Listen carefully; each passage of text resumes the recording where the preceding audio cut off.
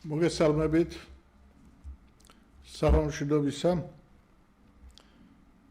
დღეს მე რაღაც კაცრად განსაზღვრული გეგმა არ მაქვს მაგრამ მინდა ვილაპარაკო იმაზე რომელიც ძალიან მაწუხებს მე საზოგადოების გულგრილობა მაწუხებს საზოგადოების ინდიფერენტულობა და ასეთი განწყობა, როდესაც ყველას აკრიტიკებს და არავინ თავის თავზე არაფერს არ იღებს. აი ჩემს უკან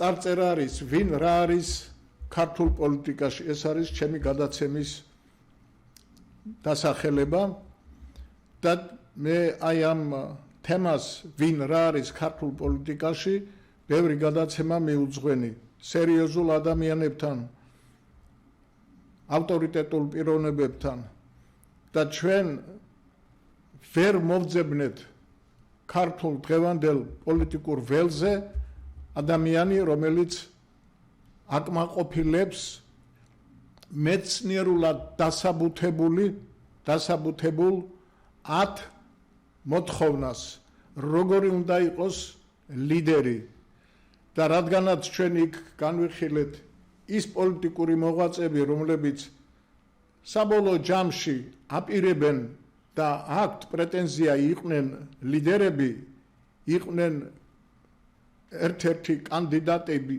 პირველ პიროვნებაზე ქვეყანაში რაც იქნება ეს ჩვენ ესეც არ ვიცით კარგად რამდენხანს იქნება პრემიერ-მინისტრი პირველი და პრეზიდენტი მესამე ეგ ცალკე თემა არის მაგრამ რადგანაც ჩვენ ასეთი დეფიციტი გვაქვს აი ამ ლიდერების მოდი ჩვენ კიდევ ერთხელ დაუბრუნდეთ ამ თემას და ვილაპარაკოთ იმაზე რაზევად პასუხისმგებელი ჩვენ ამომრჩევლები მოდი დავიწყოთ ყველაზე დღეს გახმაურებული თემით არაბული ინვესტიციით ვისი ბრალია ეს რაც ხდება და ხდება ძალიან ცუდი რამე ახლა მე მინდა წაგიკითხოთ ამ თემაზე მე მგონი გუშინ თუ დღეს გამოქვეყნებული Facebook-ში ერთი ოცნების ხარდანჭერის წერილი რომელმაც თავისთავი ასე წარმოგვიდგინა ანტინაცი ძიძიგური ფიქრობ რომ არ ეწყინება ბატონს რომ მე მის დაწერილს ვკითხულობ არაფერს არ შევცვლი და აი მერე განვიხილოთ ჩემო მოტყუებულო თანა მოქალაქეებო მინდა მოგიწოდოთ ნახოთ ვიდეო სადაც ვიღაც ინგლისურ ენოვანი მამაკაცი სრულად შიფრავს ეგრეთ წოდებულ არაბულ ინვესტიციას რაც ბუნებაში არ არსებობს და ბიძინა ივანიშვილი ცდილობს ამ ფანდით ქართული მიწების გაყიდვას და აქედან მილიარდის ან მეტის ამოღებას სათავისოდ ეს ვიდეო გუშინ გავაზიარე ავთანდილ ჩოგოვაძის პოსტიდან ნახეთ და დაწმუნდებით რომ ეს ასეა არასაჯაროებენ ხელშეკრულებას იმიტომ რომ იქ უზარმაზარი ჯარიმაა ჩადებული თუ განხორციელდა ეს პროექტი ივანიშვილი იშოვნის 2 მილიარდს არ განხორციელდება და ჯარიმიდან მიიღებს მილიარდს ნახეთ და დაველოდებით თქვენს კომენტარებს თუ უკვე ჩემსავით თქვენს არ დაგბლოკეს ხალხო ეს არის დაანონსებული ძარცვა რასაც უნდა შეეწინააღმდეგონ არა მარტო არაქოცი არამედ სხვა საშუალო და რიგითი რანგის ქოცებიც ჯერ სამშობლო და მერე პარტია ქვეყნის ასეთი მასშტაბური ძარცვა მე ჯერ არ მინახავს არ გამიგია და არც წამეკითხავს თბილისის ფილტვებად წოდებული კრძანისის უნიკალური ტყე პარკი უნდა გადარჩეს და გათავისუფლდეს ივანიშვილ კობახჩო ქვრივიშვილის მარწუხებიდან ის სრულიად ქართველი ერის საკუთრებაა და მისი გაყიდვა გაუმჭვირვალედ ყოვლად დაუშვებელია. არაბული ინვესტიცია არ არსებობს. სამშენებლო ფული გროვდება წინასწარ მიწისა და ჰაერის გაყიდვით. ეს არის ხალხო ინვესტიცია ბრჭყალებში, მეტი არაფერი. თუ ეს ასე არ არის, ამ მიწაზე გამოცხადდეს აუქციონი, იქ იყიდონ არაბმა, ან რუსმა, ან თურქმა, ან სვაზილენდელმა, ან ქართველმა, სხვათა შორის და მერე განახორციელონ მშენებლობა. მიწის გაყიდვით ხომ წინასწარ და გარანტირებულად შევა საქართველოს ბიუჯეტში მილიარდი ან მეტი, ხოლო რა მოგებაზეც აპელირებს ეს სამეული, ეს იყოს დამატებით თუ იქნა, მაგრამ მე ეჭვება ეს ეგრეთ წოდებული არაბული ინვესტიცია არ არის ინვესტიცია, ეს არის 21 საუკუნის ერთ-ერთი გამორჩეული აფიორა. ვინც წაიკითხავთ, პოსტი გააზიარეთ. აი ამას ოცნების გადამკვდარი მე მკითხულობდი ამ ბატონის წერილებს, არის აშკარად გამოხატული რუსეთუმე, ევროპის მოწინააღმდეგე, მაგრამ აი ამ საკითხში კარდინალურად დაუპირისპირდა ოცნებას და ეს არ არის პირველი და ალბათ არ იქნება ბოლო მისი ასეთი წერილი, ეს კაცი იბრძვის როგორმე რომ აი ეს ასე ეგრეთ წოდებული საუკუნის ბიზნესი, ბიზნეს გეგმა მთავრობის მიერ შემოთავაზებული როგორმე გააჩეროს. აი მე რატო წავიკითხე ახლა ეს წერილი თავიდანვე. ვისი ბრალია ახლა ეს რაც ხდება? ესე იგი ის რომ ეს ინვესტიცია არ არის, ყველამ ხვდებით, მაგრამ ვერაფერს ვერ ვაკეთებთ. ჩვენ ზუსტად იგივე მოხდა ნამოხვან ჰესთანაც და სხვათა შორის ამ ბატონმა ეს წინა პოსტებშიც დაწერა, რომ იქაც თავარი აქცენტი კეთდებოდა ჯარიმაზე, რომელსაც სახელმწიფო გადაიხდიდა და იმ ჯარიმიდან ალბათ პატარა ნაწილს მისცემდნენ იმ თურქს, დანარჩენს ესე იგი ჩაიგდებდნენ თვითონ ხელში. ჩვენ ხომ აზზე არა ვართ, ეს ჩვენი ხელისუფლებები როგორ მდიდრდებიან, ჩვენ აზზე არა ვართ, ბიზნესები ამბობს რომ ბიზნესი მიატოვა, ჩვენ გვითხრა რომ მოსკოვში ყველაფერი დატოვა და მერე გავიგეთ რომ იმ თავის ბიზნესზე რომელიც 500 მილიონი ღირდა, იქედან გამოატანეს 2 მილიარდი. რატომ? ნუ რა თქმა უნდა ახლა ვხდებით 12 თუ 14 წლის შემდეგ. იმიტომ რომ რაღაც თავისი დავალება შეასრულებინოს ამ ჩვენმა ჩრდილოელმა მეგობარმა ამ ადამიანს და ნუ გამოაჩინა უკვე მე-12 წელს თუ მე-10 წელს და უკვე გავიგეთ რომ 10 წლის მანძილზე რასაც გვეუბნებოდა თურმე იმას არ ემსახურებოდა. და ჩვენ ეს ყველაფერი ასე ვთქვათ გადავყლაპეთ. და კიდევ ესე იგი იმ პირველი შემდეგ მეორე არჩევნებში 12-16 წელს უკვე აშკარად ჩანდა რომ ბატონი ბიძინა იმ თავისი დანაპირებიდან არაფრის შესრულებას არ აპირებს, მაინც იმის შემდეგ კიდევ 3-ჯერ ავირჩიეთ. ნუ ბოლოს და ბოლოს ჩვენ ვართ თუ არა ვალდებულები დავფიქრდეთ და რაღაცა გავაკეთოთ იმისათვის რომ არ ვიყოთ აი ასეთი დამონებული საზოგადოების როლში. რა თქმა უნდა აქ არსებობს კანონზომიერებები, რომელსაც ვერ გაექცევი. აი ერთი კანონზომიერება არის, როდესაც სათავეში მოექცევა რაღაც გარკვეული მაქინაციების მეშვეობით რომელიღაც ძალა და ის ძალა ცდილობს მერე მთელი ეს საზოგადოება დაიმორჩილოს. ეს არის ეს ავტორიტარული ხელისუფლება. მე ერთ-ერთ გადაცემაში მიმაქციე ყურადღება ერთი ადამიანის მიერ მოწოდებულ ინფორმაციაზე. მე მინდა ახლა ესეც წაგიკითხოთ. ის 70 წლის წინ გვაფრთხილებდა, ასე იწყებს კაცი, ვიღაცაზე. ნამდვილი საფრთხე იმაში კი არ მდგომარეობს, რომ ადამიანებმა დაიჯერონ ტყუილი, არამედ იმაში, რომ მათ მთლიანად უარყონ სიმართლე. ის რომ ჩვენი მთავრობა მთელია ეს 35 წლის მანძილზე სულ ტყუილებს ლაპარაკობს, აი ახლა მესამე ხელისუფალმა, ესე იგი შევარდნაძე, სააკაშვილი და მერე ბატონი ივანიშვილი, აი ის უკვე მე მგონია რომ აი ამ პოლიტიკას დაადგა, რაც აი ამ წერილშია დაწერილი. ჰანა არენდი იყო გერმანიაში დაბადებული პოლიტიკური ფილოსოფოსი, რომელმაც გადაიტანა ნაციზმის აღზევება, გაიქცა ევროპიდან და სიცოცხლის დარჩენილი ნაწილი მიუძღვნა იმის გაგებას, თუ როგორ შეიძლება ცივილიზებულმა საზოგადოებებმა ტოტალურ კოშმარებში ჩაძირვა.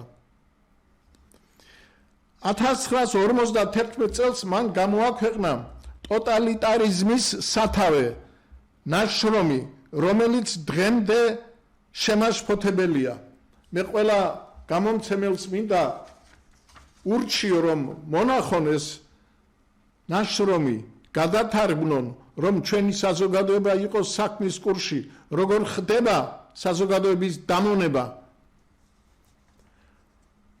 არენდის ცენტრალური იდეა ასეთი იყო: ტოტალიტარული სისტემები არ აღწევს წარმატებას ხალხის საკუთარ იდეოლოგიაში დარწმუნებით.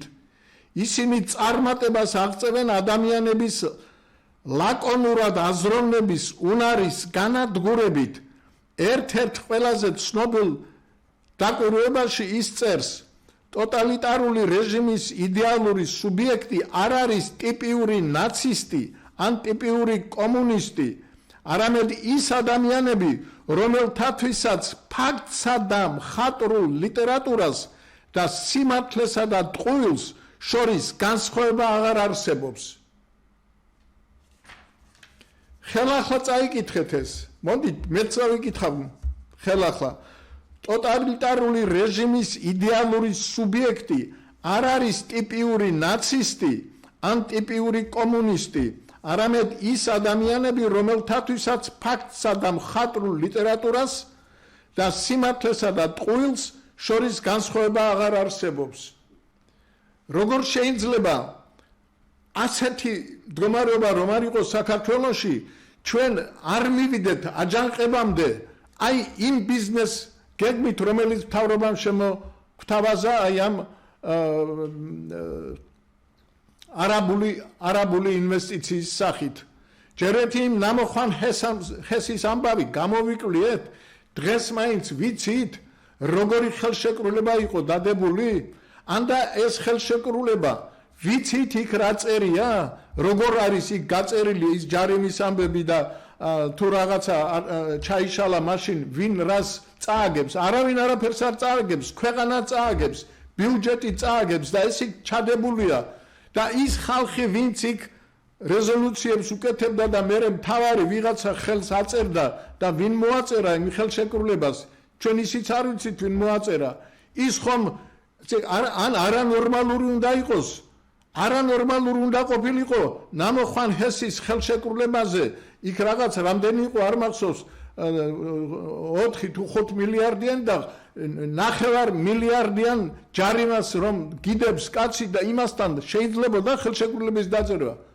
რა თქმა უნდა, ეს მათთვის სასარგებლო იყო ქართული ხელისუფლების წარმომადგენლებისათვის და ამიტომ მოაწერეს ხელი და ამიტომ ახლა ბიუჯეტი იხდის იმ ჯარიმას და სინამდვილეში ყველანაირად ჩანს და ყველგან იწერება და როდესმე რომელიმე ხელისუფალი გამოვიდა და თქვა საწინააღმდეგო რამე, ან ახლა მე ამას რომ ლაპარაკობ, ვინმე ამას მიაქცევს ყურადღებას და გვეტყვის გაიმართლებს თავს, ამ არაბულ ხელშეკრულებაშიც რომ ასეთი რამე იყოს დაწერილი, რა მდგომარეობაში ვართ? აი ზუსტად იმ მდგომარეობაში ვართ, როდესაც ჩვენ განსხვავებას ვერ ხედავთ სინამდვილესა და მოგონილს შორის. ამას 1951 წელს წერდა ის ქალბატონი, რომელმაც გამოიკვლია ეს ტოტალიტარული ხელისუფლებები და ის პროცესები, რაც მაშინ მიმდინარეობდა. მიზანი არ არის რწმენა, ეს არის დაბნეულობა. აი რაც ხელისუფლებას აინტერესებს, ის რაღაცას რწმენას კი არ გვიდევს ჩვენ თავში, რომ აი ჩვენ კარგად ვიცხოვრეთ, რომ ჩვენ სამუშაო ადგილები გვექნება, ჩვენ ეკონომიურად არა, ჩვენ იქამდე უნდა მიგვიყვანოს, რომ ჩვენთვის ყველაფერი სულ ერთი უნდა გახდეს. და მე მგონია, რომ საზოგადოების დიდი ნაწილი უკვე მიიყვანეს ამ მდგომარეობამდე. ნუ მეორე სხვა ნაწილი გააქციეს და წავიდნენ. ეს არის გამოფიტვა, საზოგადოების გამოფიტვა. ეს იწვევს იმას, რომ ადამიანები იმდენად არიან ჩაძირულნი წინააღმდეგობრივ მტკიცებებში, იმდენად არიან ჩაძირულნი ტყუილში, რომ ისინი უბრალოდ ნებდებიან რეალობის გარკვევის მცდელობას. აი თქვენ წარმოიდგინეთ, აი შეხედეთ როგორი სურათი გამოდის. ესე იგი სუსის მინისტრი დაიჭირეს და თურმე კორუფციული ყოფილა, ნუ ბევრი დაიჭირეს, ჯარის მინისტრი და ასე შემდეგ, მაგრამ მთავარია, რასაც მინდა ხაზი გავუსვა.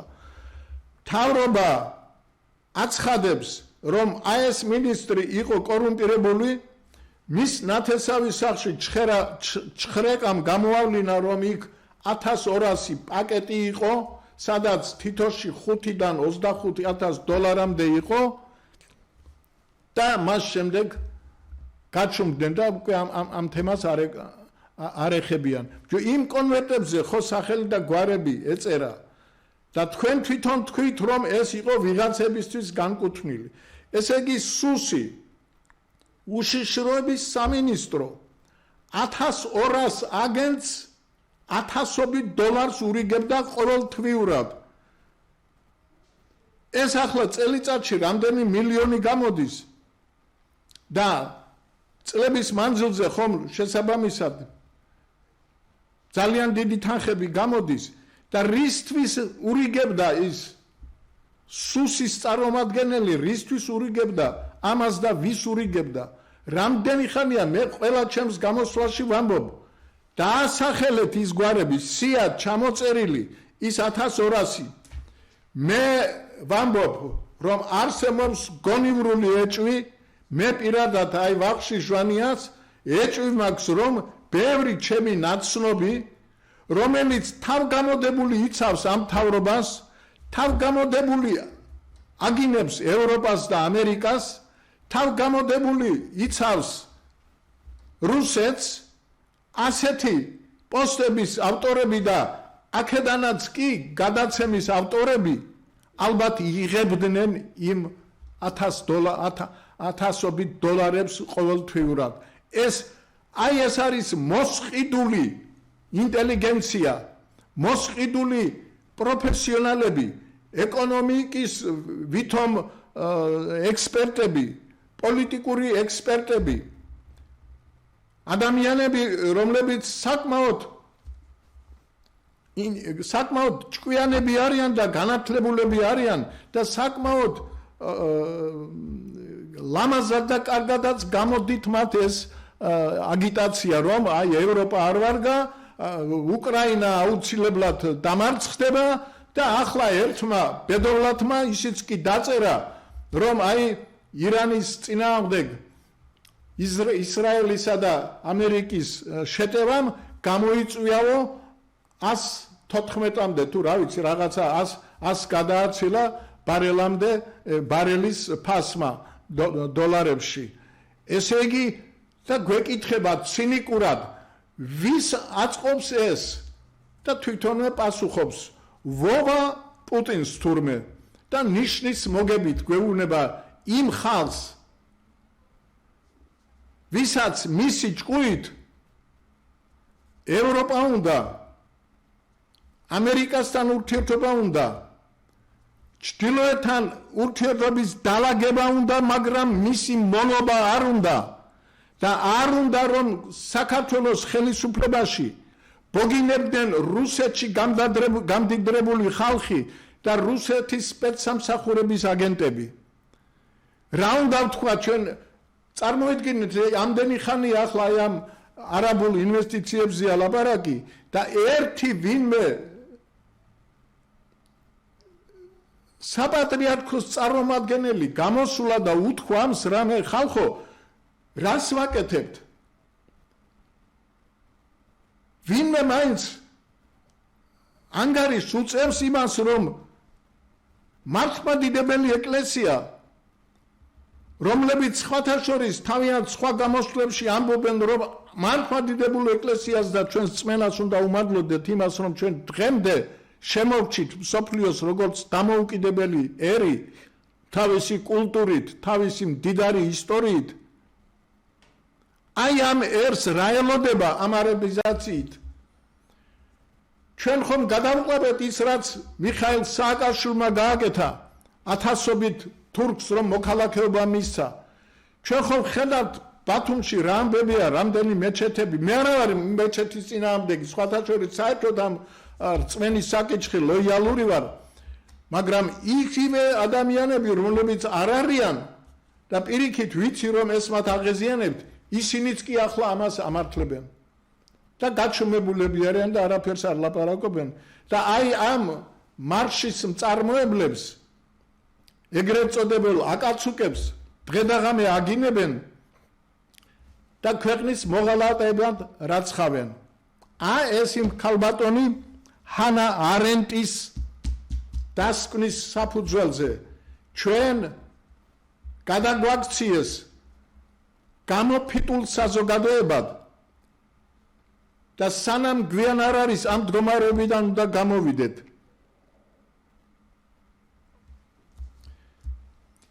აი შეხედეთ კიდევ ის ქალბატონი რას წერს კიდევ ერთხელ გავიმეორებ ეს იწევს იმას რომ ადამიანები იმდენად არიან ჩაძირნული წინააღმდეგობრივ მტკიცებებში იმდენად არიან ჩაძირნული ტყუილში რომ ისინი უბრალოდ ნებდებიან რეალობის გარკვევის მცდელობას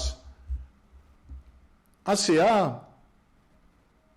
არ ვიცი მე ყოველ შემთხვევაში ვფიქრობ რომ კიდევ შევინარჩუნე საღი აზროვნება მე ასე ვფიქრობ ვიღაცა აი ეს აკაცუკები $25,000 თუ თვეში იღებს რა თქმა უნდა ის გამოვა და იტყვის ჟვანია გიჟია ჟვანია აგენტია და კიდე რაღაცას აი თვითონ რომ ასეთები არიან და ამას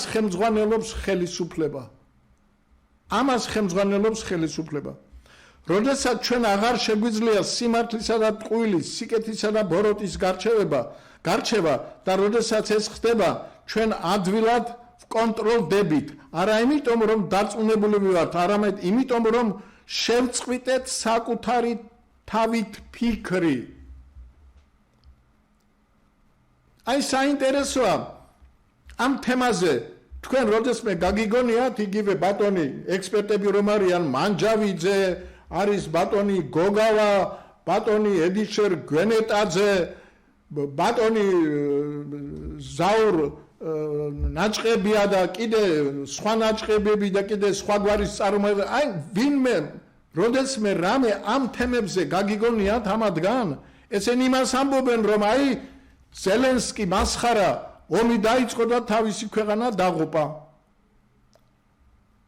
ევროპამ დაღუპა უკრაინა იმიტომ რომ არ მისცა უფლება დანებებოდა ბატონ პუტინს ჩვენ კიდე გავაჩერეთ არ გვინდა ევროპა ჩვენ თურმე არ გვინდა ევროპული სასამართლო ჩვენ არ გვინდა ევროპული დემოკრატია ჩვენ არ გვინდა ევროპული თვითმმართველობა ჩვენ ყველაფერი ისეთი გვინდა როგორიც რუსეთშია და აი ეს დაქირავებული $1,000 რომ იკვებებიან ხელისუფლებისგან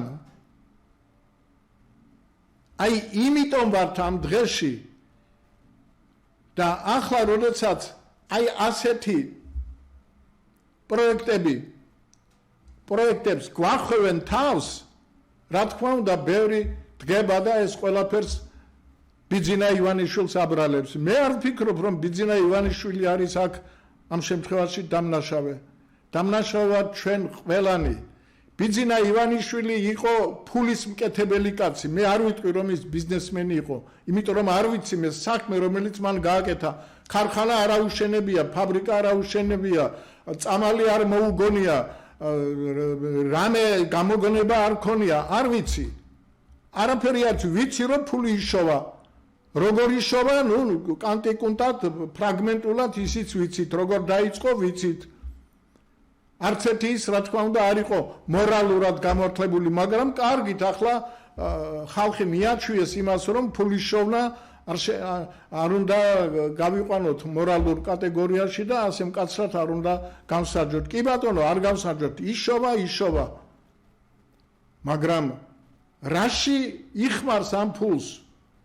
მოიხმარა იმაში, რომ მოისყიდა გარკვეული ნაწილი საზოგადოების, მოვიდა სათავეში, დააყენა თავის მიერ შერჩეული 12-14 წელი არჩევდა, ოფიციალური პირველი პირები ყველა დამნაშავე და ქურდბაცაცები და ესე იგი უარგისები აღმოჩნდნენ, მაგრამ მაინც მის საქებარს ვამბობთ. მე მხედველობაში ვიყავს ის ვინც ამბობს და ვინც ამას ხარს უჭერს. ახლა როგორ შეიძლება იმას დავაბრალოთ ის რომ აი შემოგთავაზა კაცმა მან ერთ-ერთ ვარიანტი დღეს გამონახა ეს როგორ გააკეთოს დიდი ფული და აგერ ამ კაცმა დაწერა 2 მილიარდი გამოითვალა იქ ვიღაცამ იქ ვიღაც ინგლისურენოვანმა რაღაცა დაწერა. ნუ მოკლედ ჩვენც ხვდებით რომ ის ასე ტყუილა არაფერს არ გააკეთებდა. ის დიდ ფულს აკეთებს, მაგრამ ჩვენ რას ვაკეთებთ? ჩვენი ეკლესია რას აკეთებს? ჩვენი ინტელიგენცია რას აკეთებს? უნივერსიტეტების პროფესორ მასწავლებლები სანამ მათ არ შეეხო, მანამდე ხმას არ იღებდნენ. ახლა ამოიღეს და ისიც რაღაც ნაწილმა. ხალხო, ჩვენს ქვეყანაზე პასუხისმგებლობა უნდა ავიღოთ.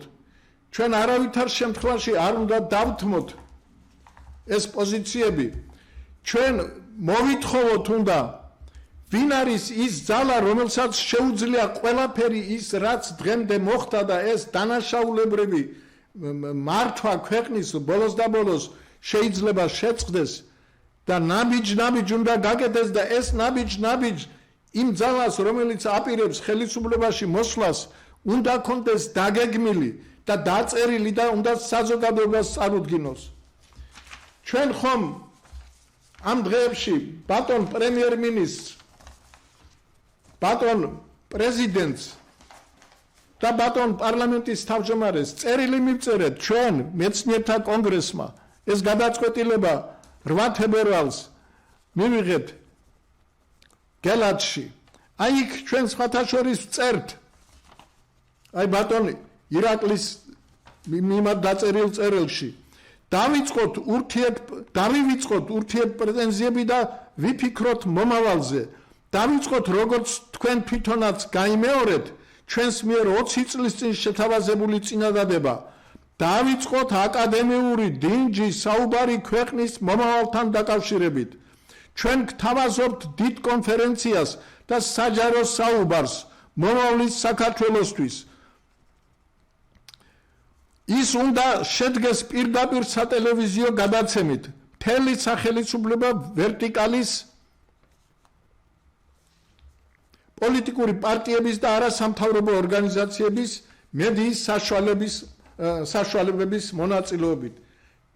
ჩვენ ვითხოვთ, კიდევ ერთხელ ვითხოვთ მთავრობის წარმომადგენლებო, აი დომ დაიწყეთ ახლა დებატები.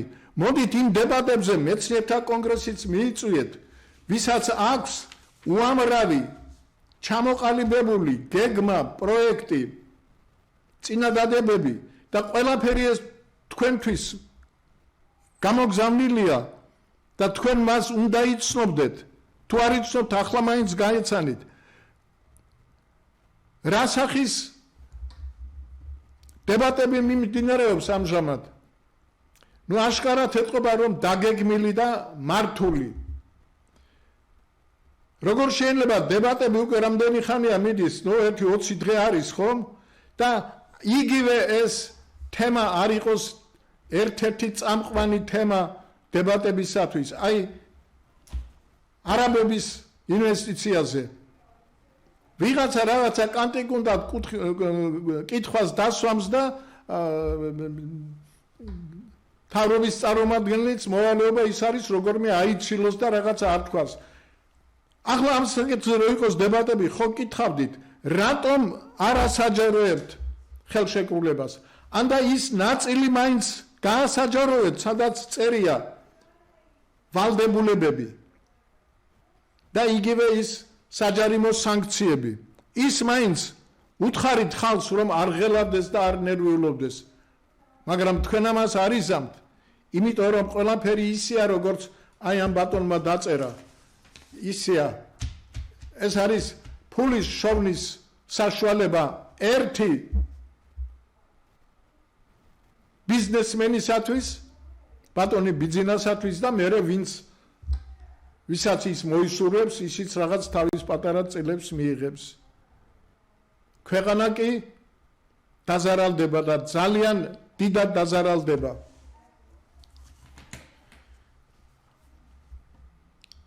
მე ორი ქალიშვილი მყავს და ერთი ვაჟიშვილი. ორი ქალიშვილი აქტიურადაა ჩართული საპროტესტო პროცესებში. ისინი ორივე პროფესორები არიან, მუსიკოსები არიან, საერთაშორისო დონის აღიარებული მიწვევებით, კონცერტებით და ასე შემდეგ. აი ეს ქალიშვილები ამ პროტესტზეც რაღაც ფუნქცია აიღეს თავის თავზე და იმხელა დოლებს დაათრევენ და უბრახუნებენ და იქაც ქმნიან რაღაც ამ რიტმით განკვეულ განწყობას. აი მე პატარა ისტორია მინდათ გუშინდელი გაგიზიაროთ. ჩემმა ქალიშვილმა ნინომ დაწერა ეს პოსტი, სადაც ის ამბობს, რომ ამ თავისი დოლებით ელოდებოდა პროცესის დაწყებას, ვიღაც ახალგაზრდა ბიჭი მივიდა და ეუბნება, რომ მე დოლე ვარ, კარგად შემიძლია და შემიძლია დაგეხმაროთ. ნუ ამას რა თქმა უნდა გაუხარდა, მაგრამ მაშინე რომ გააგრძელეს, აღმოჩნდა, რომ თურმე ის ანაზღაურებას ელის. და როცა უთხრა ამან, რომ არა, ჩვენ ანაზღაურება არა და თანაც იმაზე საპროტესტოში არა. რა თქმა უნდა, ნინო დაფიქრდა და მიხვდა, რომ ესე იგი ამ ბიჭს ძალიან უჭირს და სამუშაოს ეძებს, რომ ფული გამოიმუშაოს, ან შეიძლება ვიღაცამ სპეციალურად გამოაგზავნა, რომ გაიგონ აქ ფულს უხდიან თუ არა ამაში. მან დაწერა და მეც გიმეორებ. აი იმ დემონსტრატებში არიან გულვანთებული ახალგაზრდები, ქვეყანაზე შეყვარებული პატრიოტები, იმათ ფულს არავინ არ უხდის. იმათ ფულს არავინ არ უხდის. ბატონებო, ექსპერტებო, აი იმ 1200 კონვერტის ადრესატებს მიმართავ, ეს თქვენ გიხდიან ფულს, იმისათვის რომ ისინი გააშავოთ, ისინი გალანძღოთ, ხალხი დაარწმუნოთ იმაში, რაც სინამდვილეში არ არის და ამით კიდევ ერთი ნაბიჯი გადადგათ, რომ საზოგადოება გახადოთ ისეთი, რომელსაც არაფერი არ აინტერესებდეს იქნება. ჩვენ ვალდებული ვართ წინააღმდეგობა გაგიწიოთ და გაგიწევთ ამ წინააღმდეგობას. აი მე ამით გიწევთ წინააღმდეგობას, რომ გამოვდივარ კვირაში ერთხელ, ზოგჯერ უფრო მეტჯერ და გეუბნებით, რომ არ შეიძლება ამის გაკეთება. თქვენი სახელები აუცილებლად გახდება ცნობილი. სუსი ამას ვერ დამალავს. ჩემთვის პირადად, აი ჩემ ნაცნობებში ვინც ახართ ამ ფულების ადრესატები, ჩემთვის თქვენ ცნობილები ხართ და მე თქვენ ასევე თავად აღგიქვამდით ადრეც. თქვენ ხართ ქვეყნის გამყიდველები, მაგრამ თქვენი ცოდვა გაცილებით უფრო მეტია, ვინმე უბრალოდ სამშობლოს გაყიდვა. თქვენ სამდრო საციცოცხლო ბრძოლა გაქვთ გამოცხადებული სამშობლოს წინააღმდეგ და ამაში თქვენ ვერ გაიმარჯვებთ. ამაში თქვენ მალე ოჯახის წევრებიც დაგიპირისპირდებიან, ახლობლები და ნათესავები დაგიპირისპირდებიან, იმიტომ რომ ეს საძაგელი საქციელია და ამის გამართლება არ არის. თქვენ წარმოიდგინეთ ჩვენ იმ 20-20-იან წლებში და 37-ში და იმ 30-იან რეპრესიის წლებში ვინც რა გააკეთა, ყველაფერი იცის. დღეს უკვე იმათი შვილები, შვილიშვილები, შთამომავლობა, ასე ვთქვათ, ხერხემალ მოტეხილები არიან. ვერ იმართებიან წელში. ცხენიათ და მალავენ თავიანთ წინაპრების სახელებს და გვარებს, როგორც ერთი მხრიდან, ისე მეორე მხრიდან. იმიტომ რომ ყველანი ისინი ფაქტიურად აღმოჩნდნენ სამშობლოს მოღალატეები. მოკლედ, ბიძინა არის ფულის მკეთებელი კაცი და ჩვენ მის წინააღმდეგ არ უნდა ვიბრძოლოთ. ჩვენ უნდა ვიბრძოლოთ იმ სისტემის წინააღმდეგ, რომელიც აძლევს იმას ფულის ასეთნაირად შოვნის საშუალებას. ესე იგი, ჩვენ უნდა ვებრძოლოთ ჩვენს ხელისუფლებას, ჩვენს პარლამენტს, რომელიც აი ასეთ კანონებზე მუშაობს, აი მომიტინგეების საწინააღმდეგოდ მიმართულ კანონებს ამუშავებენ მთელი წელიწადი და 3 თუ 4 თვე არის. და არც ერთი კანონი ამ პერიოდში არ შექმნილა ეკონომიკის სასარგებლოდ. პოლიტიკური სიტუაციის გაუმჯობესებისათვის. საერთაშორისო პოლიტიკის ცვლილებისათვის არ შეიძლება ასეთი პოლიტიკა გქონდეს. მთელი ევროპა და მთელი დასავლეთი მოგვიწოდებდეს ერთს და ჩვენ ვაკეთებდეთ მეორეს. და ჩვენ აი ამ ჩვენი ხელისუფლების მოქმედებას ამართლებს ერთი ქვეყანა, რუსეთი და ის სახაროვა და ის კიდე სომხური გვარით ქალბატონი რომ არის.